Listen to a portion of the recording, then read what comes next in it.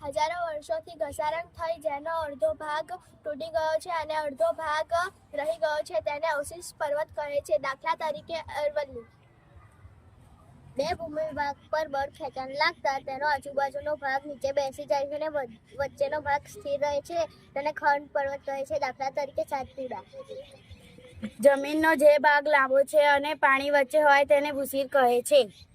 ચારે બાજુ પાણી અને વચમાં જમીન હોય છે તેને ડાકુ કહે છે. જ્વાળામુખી પ્રસ્ફુટન થતાં તેને લાલ લાવા હોય છે તેને જ્વાળામુખી પર્વત કહેવાય છે. બે બાજુ પાણી અને વચ્ચે જમીનની જે પટ્ટીને